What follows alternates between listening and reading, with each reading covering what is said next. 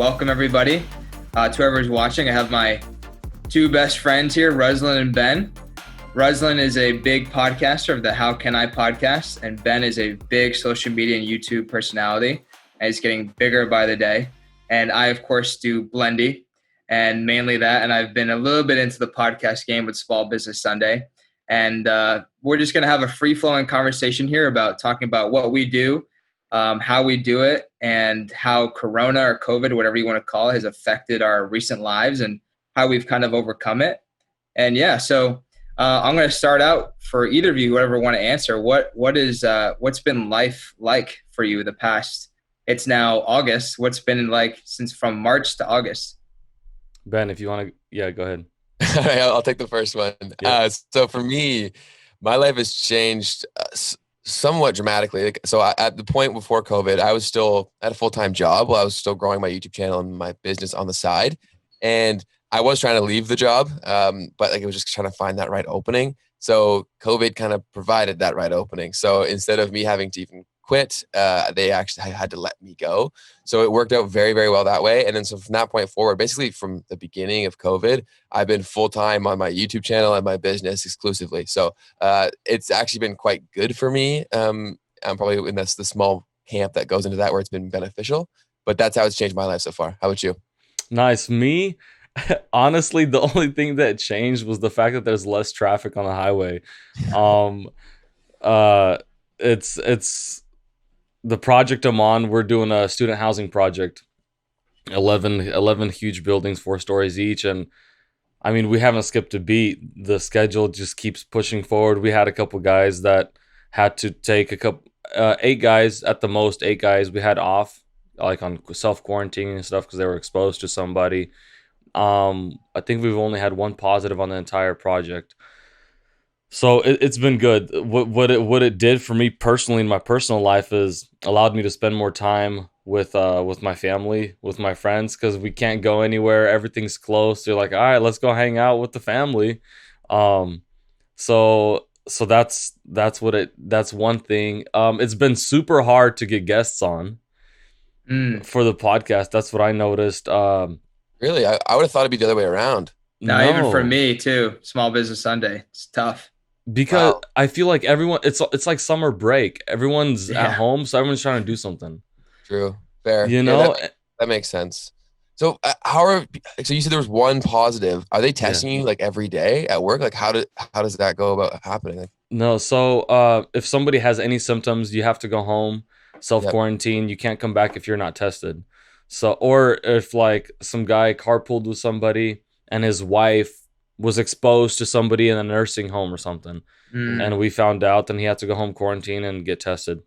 Okay. Awesome. So The next question I would ask is like, what have you guys used this time for in terms of self-betterment? Like, what have you invested into yourself over this time, and why'd you pick that? Because obviously, there's a million ways you could have used this time.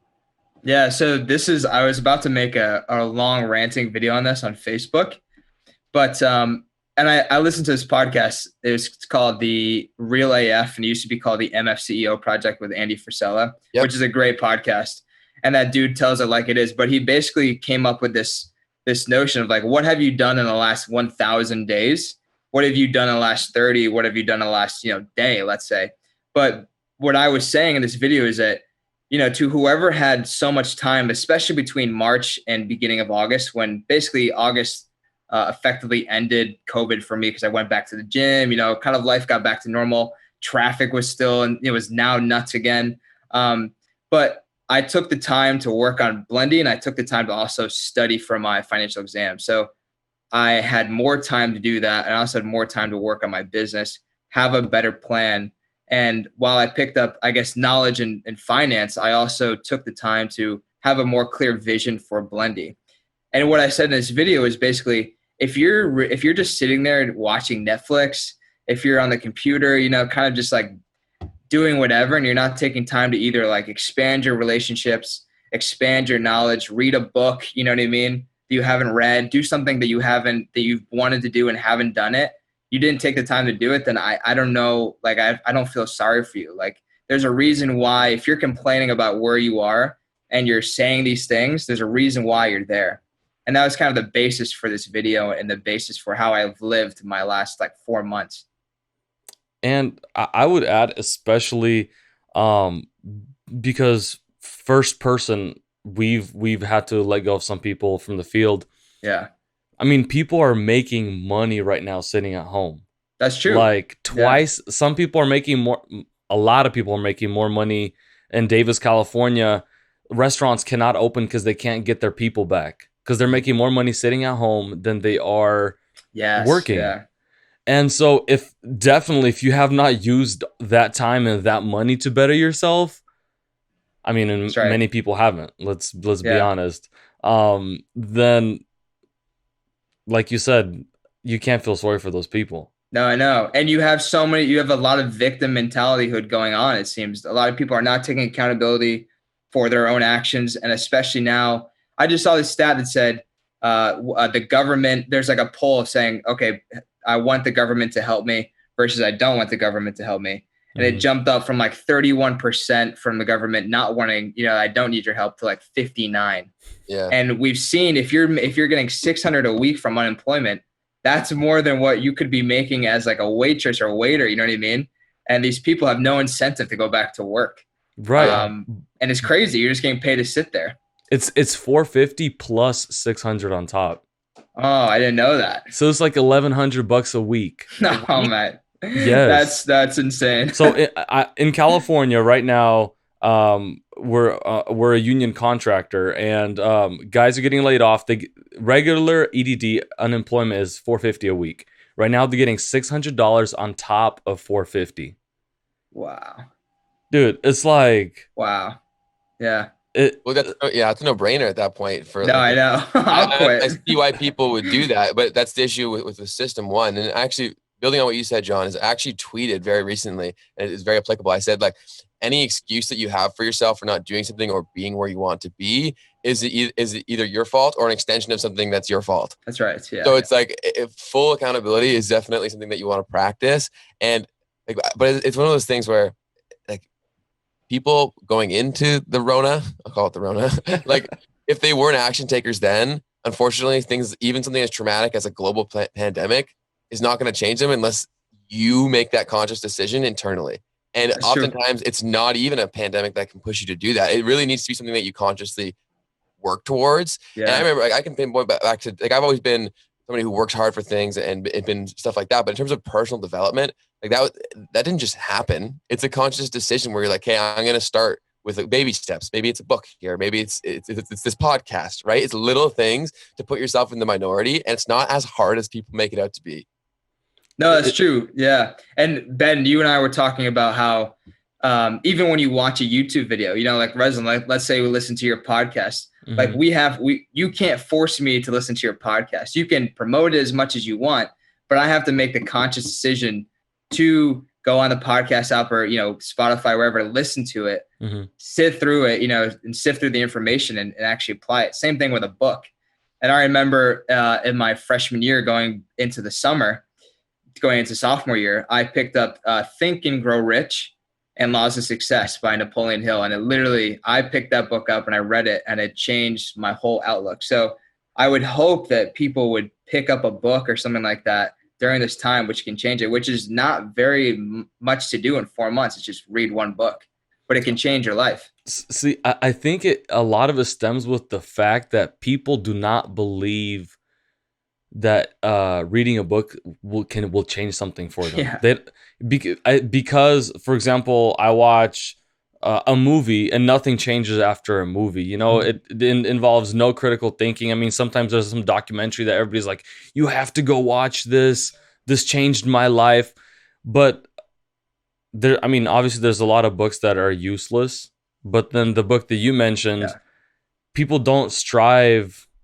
Like Ben said, there's no intent to develop yourself. Maybe because people aren't planning into the future. Personally, for me, I think you guys, what drives you to develop yourself now is because you're thinking like 5-10 years down the road, this is where I want to be. Most people don't set these types of goals. Yeah, that's very, very true. I think that perspective is one. And then what you said, the point about the movie is very, very true. And I think that's why I didn't read from a younger age, is because all the books that were pushed in front of me were like that. Like they were entertainment. There wasn't something tangible to take away. And I viewed that as a stupid use of my time at the time because it was just the wrong books. Then once I read things where I can actually take something tangible away, it's not just a Harry Potter book or whatever, Yeah. then now it actually makes sense. The opportunity cost of the time investment makes sense. But you don't do that until you put yourself in front of the right variables. But it takes digging to actually find them and starting with one, like literally going into Amazon and typing like personal development. And if you just pick the first one, that can be the first moving of the chain, and then it all snowballs from there. Yeah. So, okay. So in terms of the books, I'm with you on that as well. It was funny because with the movie thing, I always leave movies like Interstellar or something like that. That's a good movie, which is like kind of introspective. It does a good job of making you not feel like you're in your world, but kind of takes you out of your world in a way, especially if you're like listening intently for 2 hours Mhm. and you come away having different perspective. But it's just like a book, right? It's like when you finish this book or when you read it or even a YouTube video, you get inspired, or you go to like a conference, you get inspired for a day, maybe 2 days, a week, right? But it's up to you to take that inspiration and apply it day by day to make it a habit. And that's when the real stuff happens. These Tony Robbins conferences are like what, 5-6 grand, and they're meant to change your life, right? And I went to this 10x growth conference with Grant Cardone 2 years ago, and it was cool for like a week. You know, I was like super inspired. I was like, oh, we're gonna like 10x my business. You know what I mean? The typical thing, right? And it lasted literally maybe a month, and then it Yeah. was gone. And then like school got in the way and this got in the way. So you have to take, and it's crazy. It lasted even for a month, but you have to make these things become concrete into your daily life. Dude, I wanted to ask you your honest opinion about that 10x and then about Grant Cardone. Yeah. Yeah. Okay. So 10x it's a good, like, basis. It gets you motivated. It gets you pumped up, and it's not Yeah. a bad way to like force yourself to do it. Hmm. His sales tactics are not good, I would say. The things that he teaches are not, they're not the best. There are some good things if you buy his program, like I actually bought his program and paid Hmm. each month. There are some good things, but for the most part, it's kind of just wishy-washy old sales that you would see like a car salesman use. Okay. But 'Cause- like the thing is like the big thing he talks about is if you want to 10x, like he's like, okay, if you want to 10x your business in 2 years, why can't you make it happen in one? That's a great Mhm. question to ask yourself. If you have this goal in like a year to do, like let's say pay off student loans, why can't you do it in 6 months? Mhm. Couldn't you get a job to do it? Couldn't you hustle, right? You know what I mean? So those were good tools to kind of use Okay. in terms of thinking. Yeah. Because I lost a friend to him, and I'm like, dude, Yeah. I How do you think you're mean? going. What's up? How do you mean lost a friend? So, we were planning to go into like a partnership, and Oh, do like small real estate. Start off from small things and kind of grow our way up. And all of a sure. sudden, he came across this Grant Cardone guy, and started wanting to invest money into like all these, hey, give us your money, we'll invest it for you and buy you properties and pay you percentages. Yeah. I'm just like, no, dude, Don't do it. can we just control things ourselves? Yeah. And boom, he just it was kind of sad. Yeah, v- that's in finance. That's either a limited part. I think that's a limited partnership. He's a limited partner in the real estate investing side, mhm, and I've watched videos actually on his real estate investing course, mhm. or like the investing thing, and it's not that good. The percentage that they get for return is 5%, and obviously no secure deal. Yeah, well, and this Yeah. COVID stuff hit him very, very hard. So I don't know if you guys follow the account Baller Busters. So literally the whole account is on Instagram. It's centered around busting fake gurus. Like literally, Mhm. that's the whole premise of the It's like page. Mike Winnett. You Yeah, ever yeah, seen Mike Winnett? yes. It's like Yeah. it's very similar stuff. So like so on this page, it's a massive page now, and it's got tons of exposés on people who are doing stuff like that. And Yeah, Grant Cardone very recently has been like not paying a lot of the people who he said he'd be paying. Yeah. And yeah, one thing I wanted to add about Grant Cardone and stuff like that in general is I think as a collective, we've been so convinced that something can't have value for you unless you spend money on it, which is so backwards because the amount of free value that is out there is truly insane and growing over day. Like the stuff that I put out for free, the stuff that you put out for free is absolutely insane. And it's right there. And it's like, just because you didn't pay for it doesn't mean it's not worth a ton of money in the right hand. It's like that's knowledge in general. So I think it's people need to approach that from a better perspective, because so often I hear like, oh, I don't have $4,000 for this course. You don't need the damn course. Like I guarantee you, it may take a little more time for you to narrow down that information online, but I guarantee you with every fathom of my being that is somewhere on the internet for free. Go find it.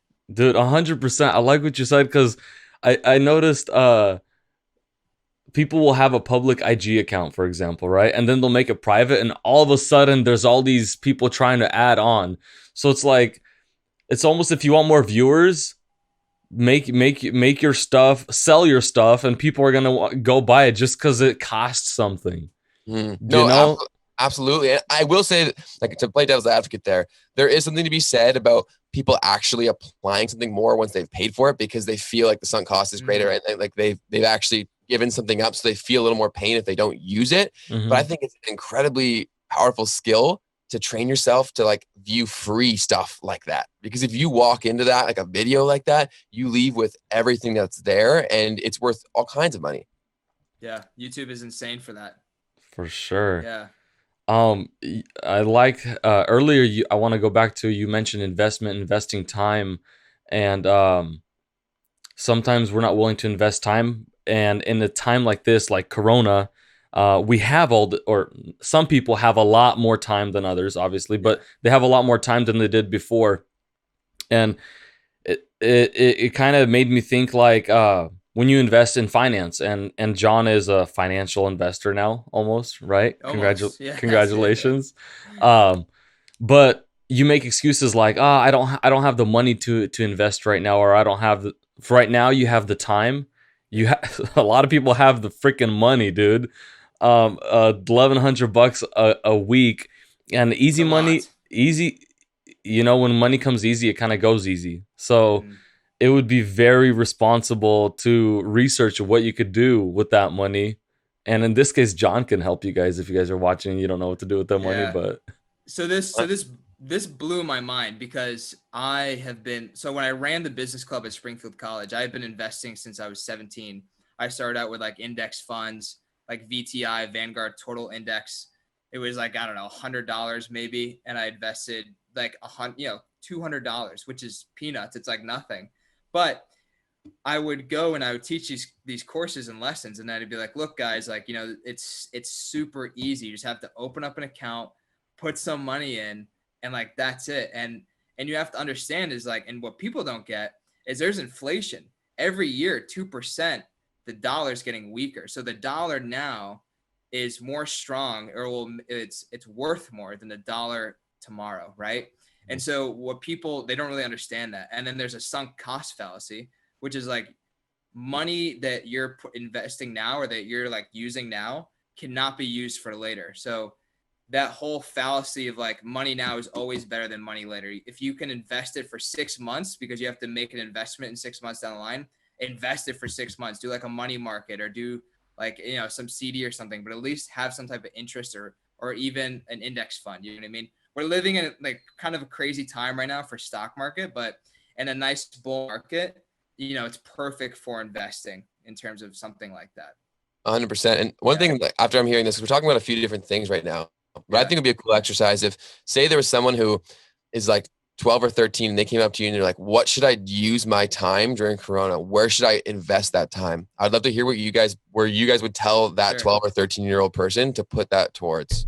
Ruslan, I'll let you take that first. All right. So a 13, 14-year-old person asks me where to invest the time.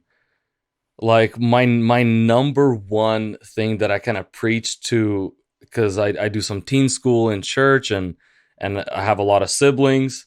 And so my number one thing is emotional intelligence. Like, if you can teach yourself emotional intelligence, you can be one of the most powerful people in the world. If you know how to control your emotions, if you know how to, which will lead you to controlling your actions, which will lead you to controlling everything else. Kind of like no excuses for anything. For me, it would be emotional intelligence all the way, um, and if they would ask how do I start, I would say, hey, just my kid. I tell my kid, he starts whining, screaming something. It's like, hey, let's take it. I literally make him take a deep breath 10 times. I do it with him together, and then we'll just talk about it a little bit. And so I think that'll go so far. Like Yeah, that. I'm more cut and dry.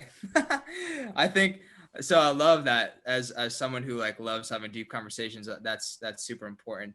I guess I would probably lean more towards the very like finance based, like understand your finances. But I will say this: if you're younger, like 10 to 14, you have to play a sport, because I think sports play and invested time into that, especially football for Ben and I, and whatever sport you want to do. It takes dedication, commitment. You learn invaluable things from that sport. You learn how to commit to things, right? And you learn how to see them through. And that's invaluable to me. And then, as you get older, learn more about finance, especially personal finance. Learn how to have a credit score. Learn how to use a credit card effectively. You know what I mean? Don't treat it like it's unlimited money. Treat it like a debit card. It's just so simple, but some of these things are just so lacking in the current population and things of that nature. So I would say start with sports and like start with learning from other people and committing yourself to doing things, and then eventually get to the more complex things. That's yeah, that's probably better advice for a 13-year-old. Yeah. Well, no, I think both of them are definitely valid. Those are both awesome answers. For me, I'm a little biased because I owe so much of my life to YouTube, both like that's right. Yeah, directly and indirectly. So it wouldn't even say to start YouTube. It's just, I guarantee you, there's any kid out there, there's something that they talk about or that they're too afraid to talk about that they want to do.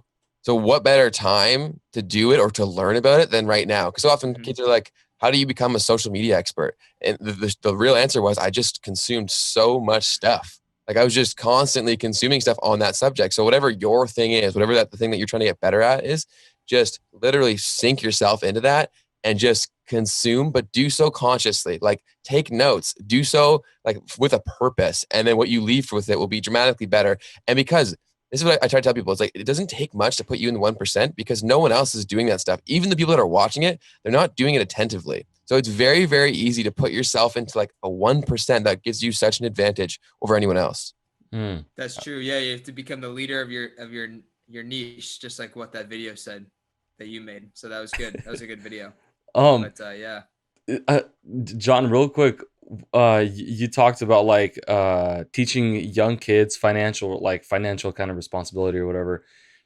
To this day, it blows my mind why elementary schools, middle schools, high schools do not have a class in managing finance, in managing time. Or at least mandate it, Yeah, like it's kind of insane because working with adults, and in California, their union's super strong, and so they make a lot of money, like over $1,200 a week, some of them, and they live paycheck to paycheck.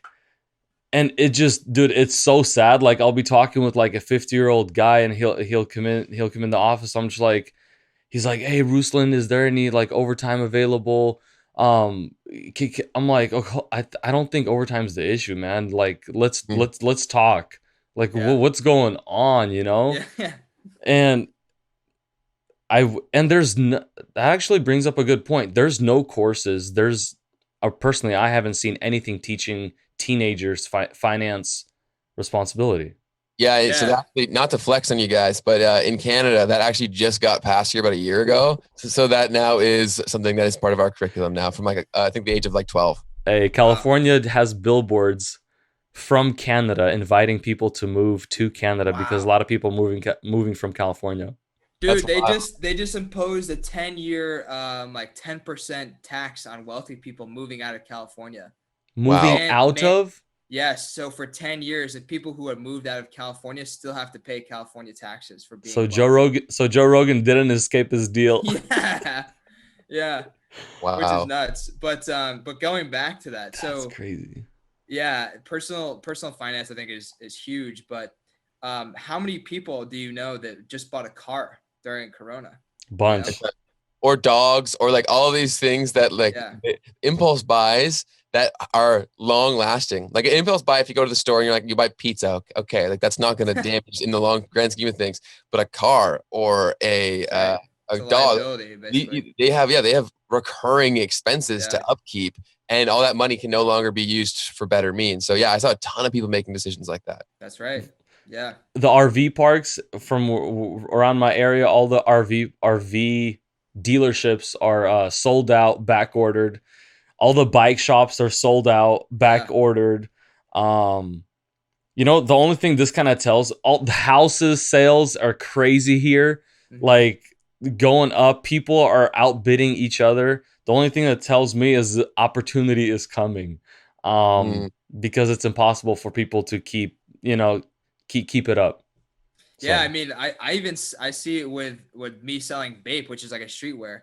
I've spent a lot to invest in this pieces of clothing, but they sell for $500, $900. Like I have one now that's worth $1,100. People buy hoodies for $1,100. If that's not the definition of a consumerist, society, which is I think we just saw full blown, yeah. then I don't know what is. And I think the fact that people are getting this money, a lot of them are for doing no work. Like again, they're not attaching like what they had to Value. expend at that. Yeah. So Yeah. like they're like, oh, this is free money. Yeah.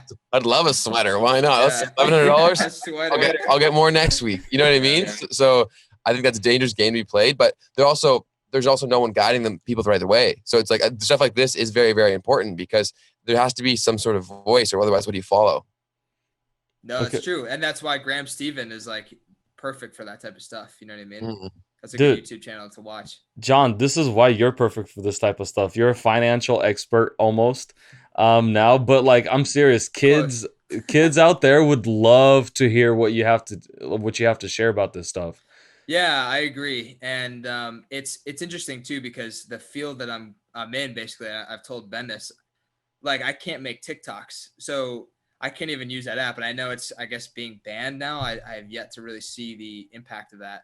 Mhm. But like I can't use Well, I TikTok. saw the impact. There's a bunch of little dancing videos on IG now. Yeah, on Reels. That's right. Yep, yep.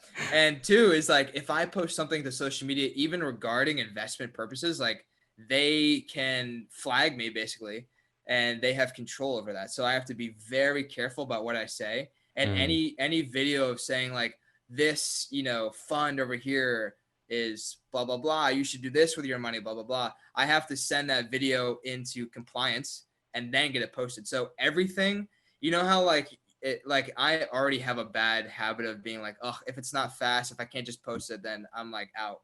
Yeah. So this takes another step, and it's like now you have to wait 5 days. So like information now about a certain sector could be gone in like 1 or 2 days. It could not be useful. Mm. You know what I mean? So it's a very interesting industry with tons of regulation, but it's you have to. And people think the stock market's all rigged and stuff.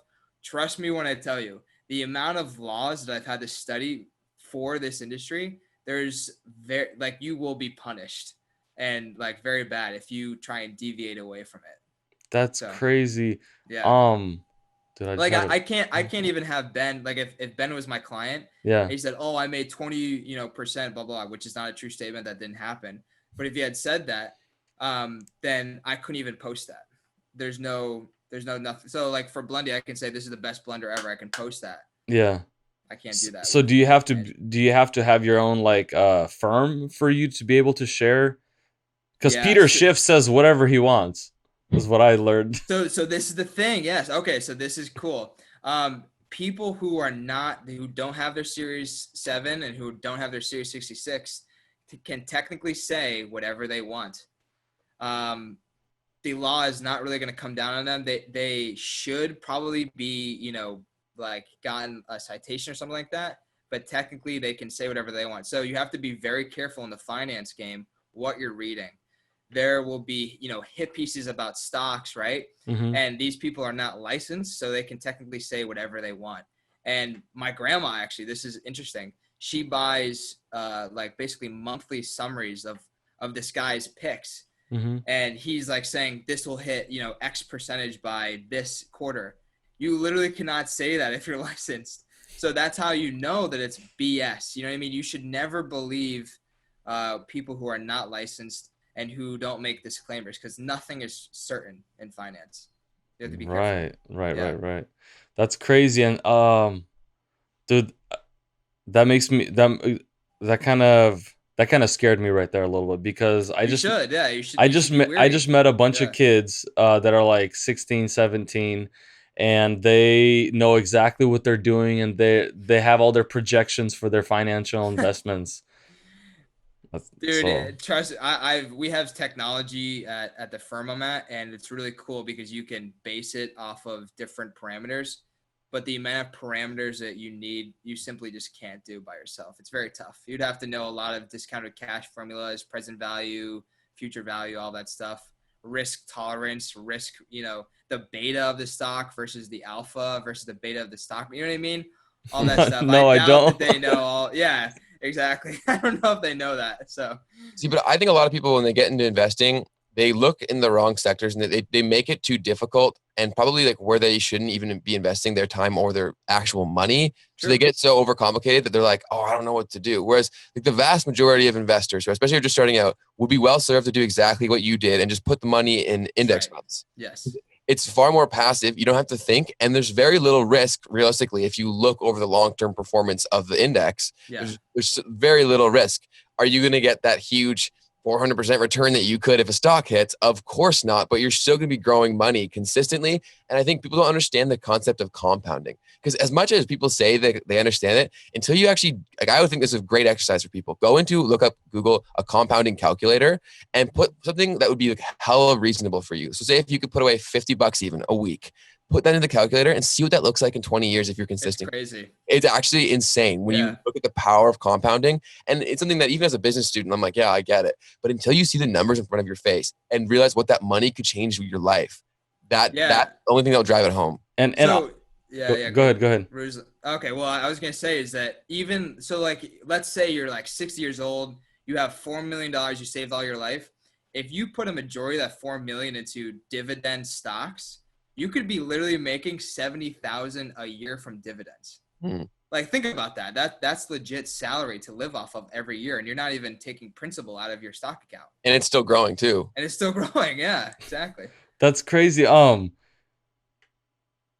what I was gonna say, so if two kids right now, one starts dealing with stocks, one invests into the index fund, the guy investing in the index, because of compounding, most likely will probably end up having more money than the dude taking a bunch of risk in stocks. That's right, risk.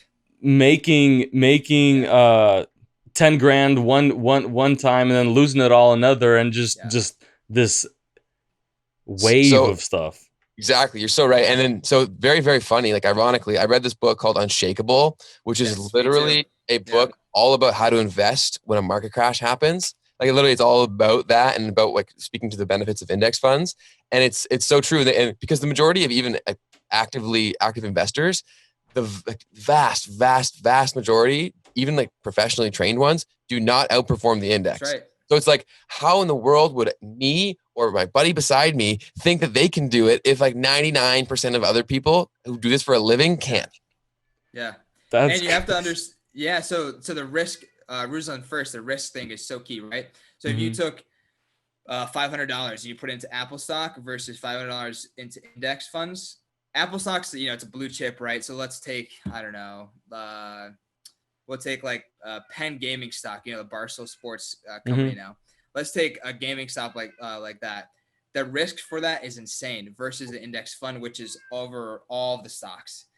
So your risk is called business risk. For Penn to go down to zero is much higher than the index fund. That's why you shouldn't probably, and I say that, obviously you have your own tolerance, but yeah.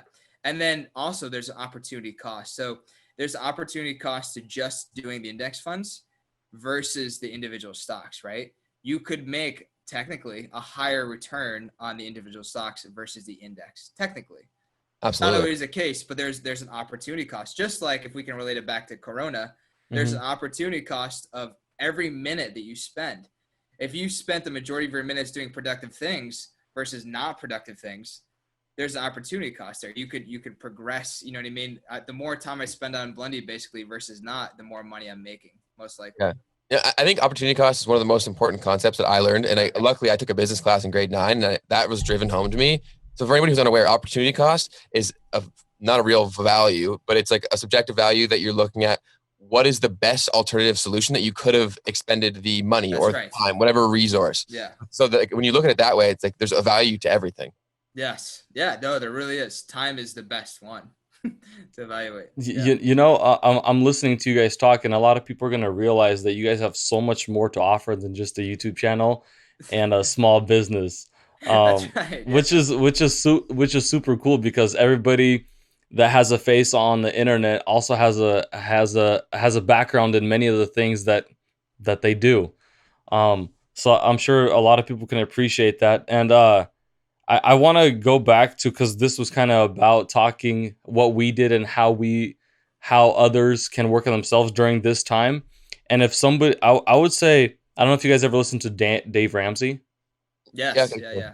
Okay, so I like as a kid, I used to grow up listening to this guy just because my dad would play him on the radio. He used to be on the radio out here, and that guy, just his voice really instilled certain rules and laws in my life. And I feel like if you have zero financial, like if you're starting at zero and you don't know what investing is and you don't know where to start with his basic rules, dude. Save up, make a savings account. He said this one thing. He's like, you don't have a savings account, but you save up $5,000 to go invest. You go invest it, you lose it all. And now you're stuck with nothing again. That's why I think a Robinhood apps or accounts can be very beneficial to some people, Yeah. and it Or could you be the could lose all death your of money on others. options. Yeah. That's right. Yeah. Do you guys have a Robinhood account or No. no? Yes, So, me neither. so Robinhood doesn't even exist in Canada. What? That's They not. Oh, banned it? really? No, we have different laws, right? So it's not even here. Like to get here is almost anything to be done in Canada is a more strenuous process than it is in Hmm. states. Like you guys are pretty lax with all of your legislation and like the barriers to entry. Whereas that's for food, for the finance, like all that stuff is typically more lax there. So we don't even have that. Our biggest players are similar is probably Wealth Simple. Do you guys have that? No. Never heard of It's, it. it's very, very similar. Okay. Yeah, Well, so Robinhood is interesting. So it's kind of a double-edged sword. One, to new investors, it's super friendly. And I was trying to explain options to Ben, and it's very complicated. But a lot of people actually use Robinhood for options because it simplifies it a lot. But they don't really understand what's going on, I think. So they're just buying options because they see other people buying options on Wall Street Bets, which is like a popular subreddit. It's very funny, actually. And you can see like people can make legit millions of dollars and lose it all in like a couple options trades. It's insane. So really? it's a double-edged sword. You can either, it's good for simplicity, but it's also bad because the simplicity kind of like elicits this weird safety of net assets, which is not the case. Yeah. I have TD Ameritrade, or I used to. Another thing with wealth management is they make you convert your account. You cannot have any outside accounts without permission, and they make you convert it into their account. And guess what? I can't even access my account right now until I'm fully licensed. See your own money. That's so Wild. that's the company you work for. Yes. So right now my manager controls my stock account. That sounds like a pyramid scheme, bro. No. Once I got licensed, I'm all okay. I'm Yeah, okay. you move up to the next level of the pyramid. Yeah. That's right. Now you control other students' money. Yeah. Yeah. That's true.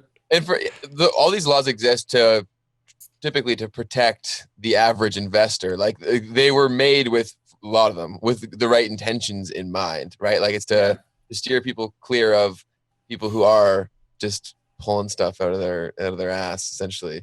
Yeah. So there's this law it's a prohibited trade activity called front running. And what happens is, and I think this is why I can't have access to my account because I haven't passed, but basically they're basically assuming that I don't have the knowledge of all of the laws yet, and I haven't been tested to that knowledge. Mm-hmm. And so, like, for example, my boss could say, oh, we're buying XYZ stock. And I'm like, oh, cool. So I'm just going to take my own account and buy that stock because technically I'm not fully licensed, and that's front running, which is against the law because I could profit off of that. Oh, That's market manipulation. that's the thing that all the politicians do and don't get caught with. Dude, man. Oh, I know. That's brutal. That's It's not right. Yeah, no. it's not right. Um, my thought just drove away on No, me. it's okay.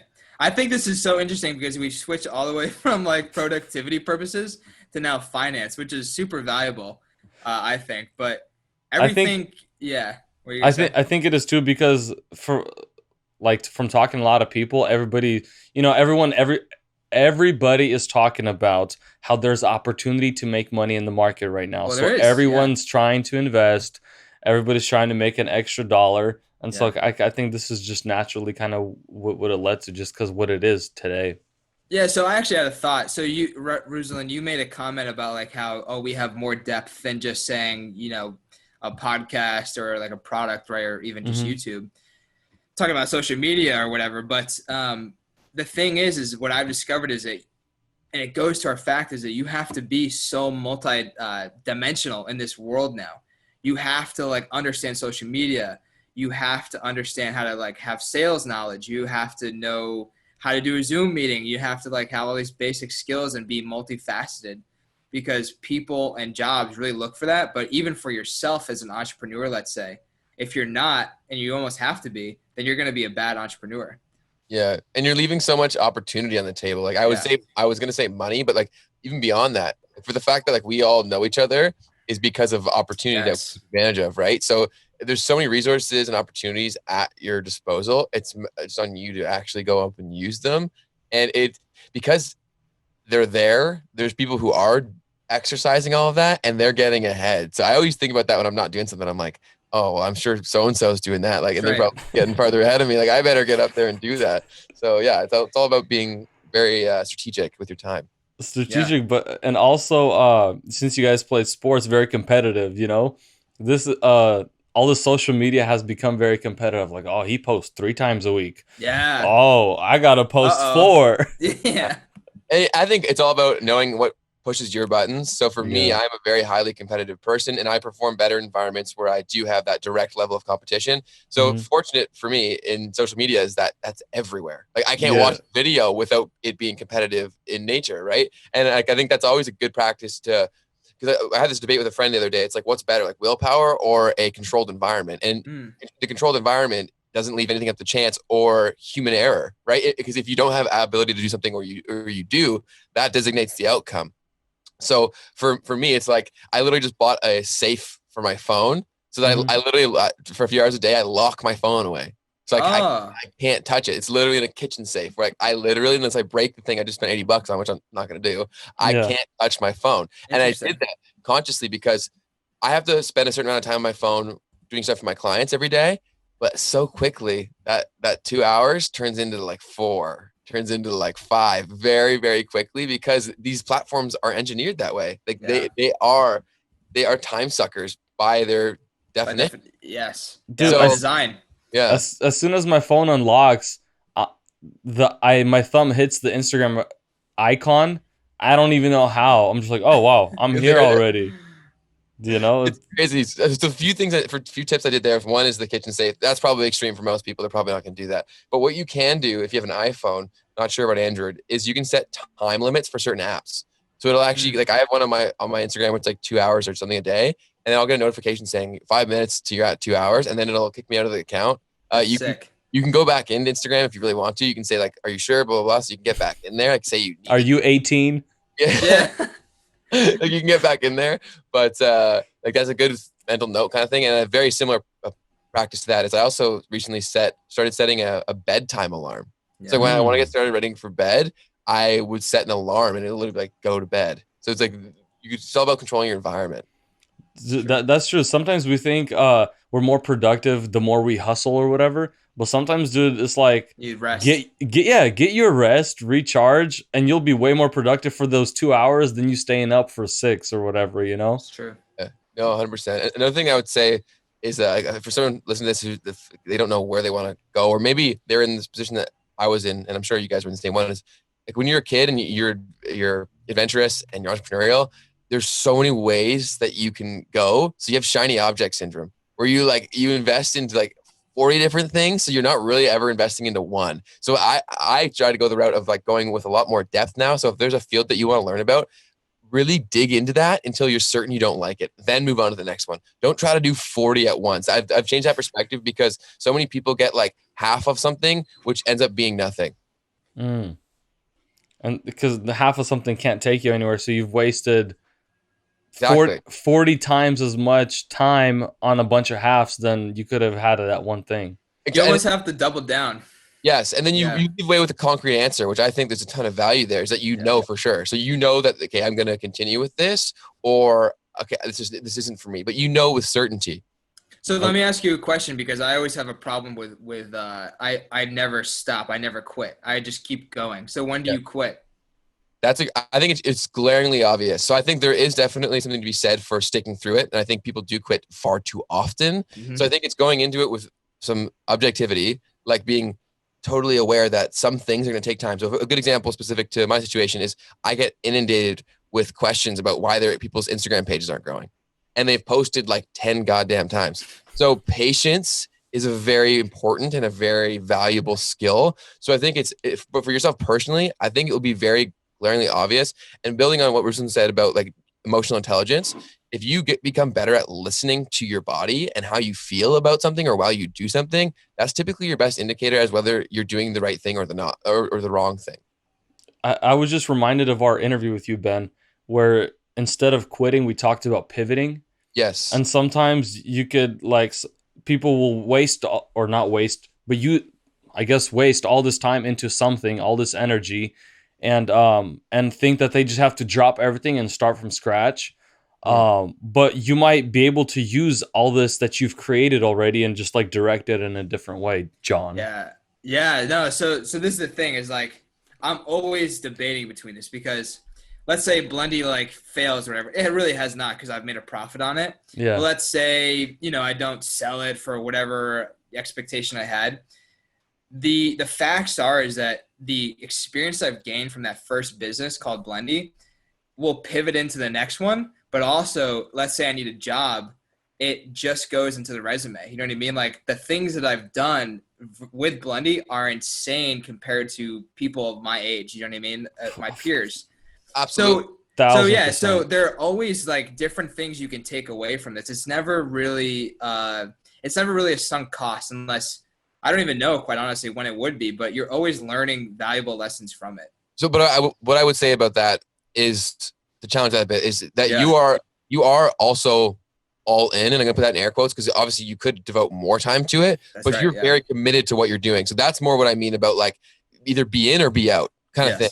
So it's like, so many people will be like, oh, I'm learning about this week, and they don't even spend the time to do it. They're doing it for a week and then they move on. It's a different instance. Like, you've invested a great deal of time and commitment and financial commitment to that. So I would say that's I would deem that as being all in at your given point. Yeah, for sure. Yeah, that's cool. I think knowing when to quit is one of those things you have to learn, and I probably have not learned it. But I go back to the sports kind of analogies that is, when I watch like Michael Jordan in The Last Dance, or when I watch, like, I've been very motivated by Kobe Bryant, and I watch these mindsets, it's like their work ethic to be that good is just insane. They never stopped. They went hardcore. They did exactly what they had to do. And of course, there's probably time to play, right? Michael Jordan seemed a little more. He seemed more naturally gifted to me than Kobe Bryant did. Kobe seemed like he worked more, but also there's a level of competitiveness to each one, of course, by nature. And what I get away from that is, obviously I'm not in the NBA. I'm not even playing a professional sport. But entrepreneurship, if you treat it like a sport and you're seeing your competition work harder than you, it's like, okay, am I going to be like Kobe Bryant and I'm going to stay in the gym and I'm going to work harder, past that person? But will I do it in an effective way? So does that mean putting my phone away in a safe? Do you know what I mean? To be more efficient. It's so simple for us entrepreneurs that I was just telling Ben are so common nowadays to say, oh, I'm on my grind. Let me take a picture of us. Like, we're all on our grind. We're making money, right? I'm working on my laptop from the beach. Bro, are you really fucking doing that? You know what I mean? Or what are you doing? Are you on Facebook? Are you DMing some girls? You know what I mean? What are you really doing here? So Yeah. you have to be dedicated to your task. You have to be efficient in what you do, and the play can come when you've done your work. And this goes into another thing I actually learned from the MFCEO podcast is like you set up 3 to 5 things every day that they're critical, you need to get done. You do not go to sleep until you complete those 3 to 5 things, and then you won the day. And then once you keep doing this day by day, it becomes more manageable. A bigger task is broken down into smaller things, and you gain momentum. So you have a win every day. And if you have a calendar that you can check W's, man, you can make that sports analogy so much better. You know what I mean? You can really harp on it. I want to go back. What you said is beautiful. I want to drop back a little bit, back to your kind of experience. If Blendly doesn't work out, but I've also gained all this stuff, which I'm sure Blendly will work out. You'll sell it for more than you thought you would. I'm gonna tell you that right now. But President of the United States signed an executive order or something saying that certain offices can hire people without a degree, but with knowledge and experience.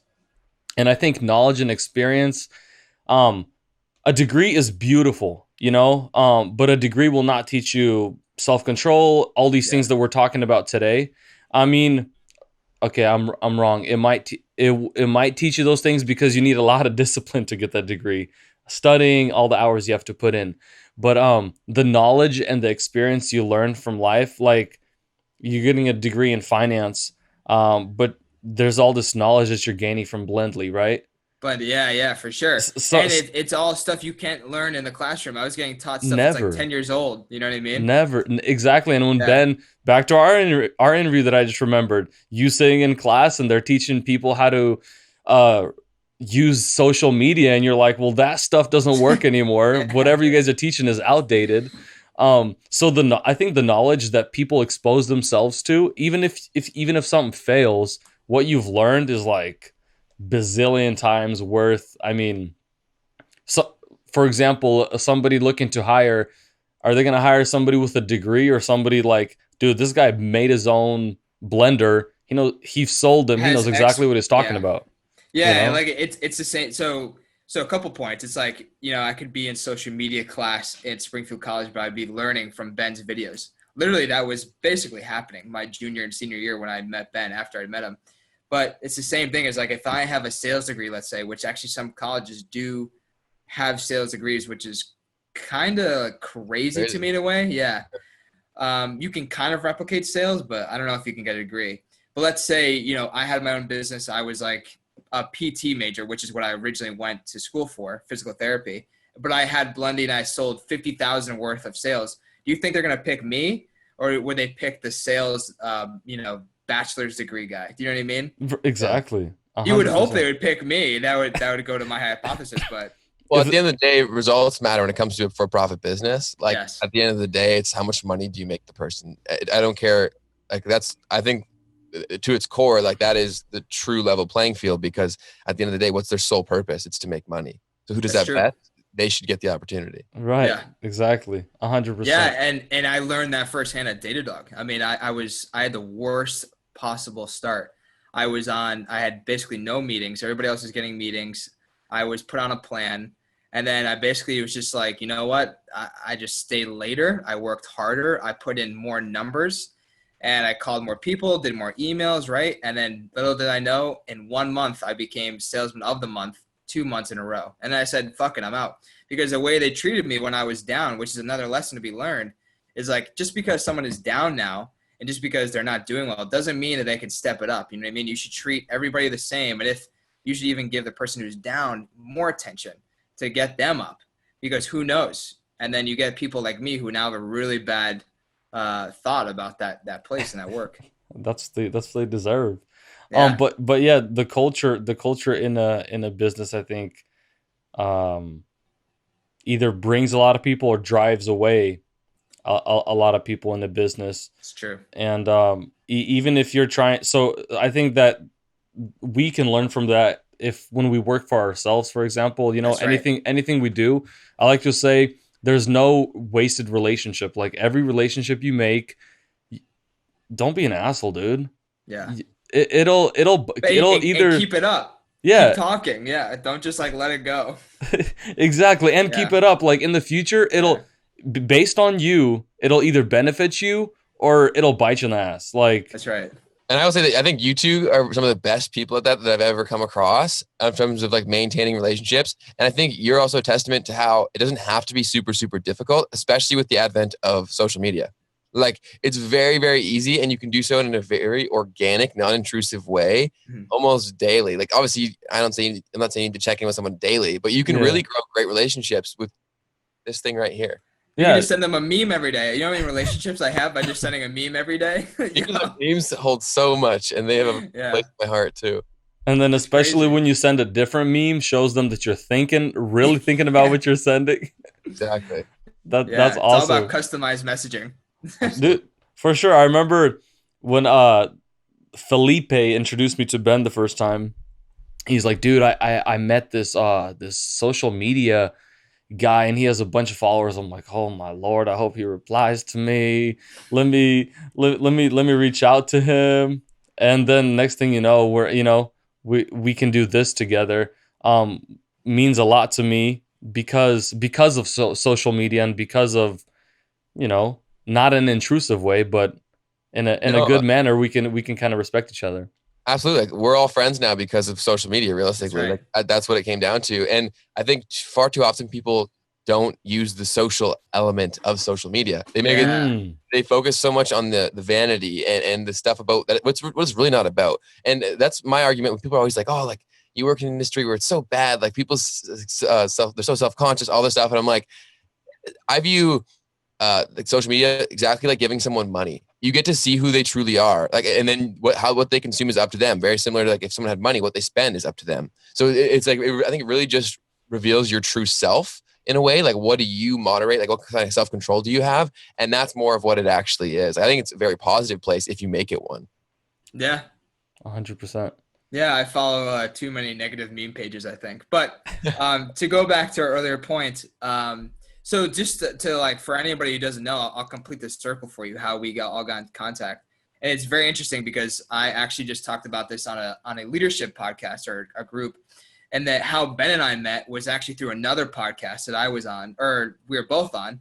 And then Ben had his own podcast, and he's like, "Yo, I saw you on Young and Dumb, I think it is." I still don't even know the podcast name to this day. I don't know if it's Young and Dumb or if it's the Get Your Grind Up. I don't even know anymore. But that's how we met. And he's like, do you want to come on mine? I was like, yeah, sure. And then boom, we both found out we love Michigan. And that brought us even closer. And the next thing you know, I'm going up to Ben's, 23rd party? Yeah. Yeah. And that was like in Toronto, my first time in Canada. I met all of his friends. And now next thing you know, we're like best friends. We talk every day. And then and Ben was on your podcast, Ruslan, right? Mm-hmm, and then he was like, oh, talk to this guy. And then you talk to me. It's crazy how all this stuff works. It's like the second degree of separation or whatever. It's amazing. 100%. Honestly, I used to, when I was younger, I used to laugh at people that make friends online. Yeah. It's like, what? You made a friend online, or like a couple you guys met online? Okay, this is weird. There's in some different kind of world. Yeah. Yeah, so like I'm in Boston, Ben's in Canada, Ruslan's in California. I could probably still never ever meet Ben and we'd be at the same level we are now. Do you know what I mean? Yeah, like yeah. It's crazy that we can have this type of face-to-face interaction on the internet and create this bond, which is pretty strong, you know? Yeah, and all thankfully to social media. So I think that what I'd like to say, if there's anybody out there that doesn't have any friends, you could definitely find some friends. It's all about what you're interested in, your niche, your niche, your whatever. Follow those people, reach out, and I'm sure somebody's gonna reply to you. There's somebody else out there looking for a friend. So I'll give you Go ahead. Yeah, I'll give you the perfect example. So I'm a big Pierre Bourne fan. I love his beats. And this guy on YouTube has literally like all of the snippets all unreleased. He posts on YouTube. He's like, oh, go follow my Instagram account and like hit me up and talk about Pierre. So I was like, yo, did you hear that song? Like about that audio tag and like the synth sound was so sick. Next thing you know, I'm talking to this guy who has like, 20, 30,000 subscribers just like Ben. about like just some artists that we both like, just out of nowhere. And now we're like talking every day about cool sounds, about Beam making beats and stuff like that, like him making songs. It's interesting. Yeah, absolutely. And I would say like another thing that's like a pro for social media too is like, say you have like a weird, I'm gonna say weird in air quotes, but like a weird set of interests. Like maybe back in high school, there was nobody else in your high school that had that kind of approach to things or interests. Mm-hmm. Now with the internet and social media, you can absolutely find people. And it's not going to be one or two. It's going to be thousands of potential people that you could connect at a very deep level. Yeah. Next thing you know, your best friend's a furry. You need to know. Yeah. You don't know what a furry is? No. Oh man, Ruslan, you know what a furry is? With a fur, I heard furry? Fergie. Oh no, you don't know? You guys don't know what a furry is? No. I want to Google this, or is that safe? It's like cosplay for like people dress up as like a dog or cat or like this like. That before, yeah. Yeah. It's like, those. I think you showed me pictures of the furry con that you went to last year. Yeah. Yeah. Okay. Dude, that's some scary stuff right there. It's like where people like when you horseplay is for real. Yeah. Okay. Yeah. Yeah, that's when it starts getting a little weird, but that's my opinion. Yeah, it's each their own. I would agree. That's exactly. why. That's why I'm. That's everybody's got their thing, man. That's why we're not dressed up. Yeah. Yeah. Awesome. It's funny too because like even the shirt I'm wearing, like Under Armour, right? It's like you can tell that I'm probably someone who works out. Like Ben, what are you wearing? A Toronto Blue Jays? Yes, no. Yes, the Blue Jays, right? So Toronto, you're wearing Thick Boys. Yeah. It's funny, but like, what if one of us is like a furry? You would never know. Well, you are. I don't want to out you, John, but I know about you. Yeah, for sure. Yeah. Find me at the next Comic-Con in my cat outfit. That's it, man. That's it. Well, was there anything else you guys wanted to add today? Do you think? No, the meeting actually will end in 10 minutes. So. Yeah. Yeah, I think we should end it. Yeah. That's yeah, for sure. Yeah, absolutely. We'll do it again soon, boys. It was great speaking with both of you. Yeah. Cool. All right, boys. Have a good day, guys. Yeah, catch you all later.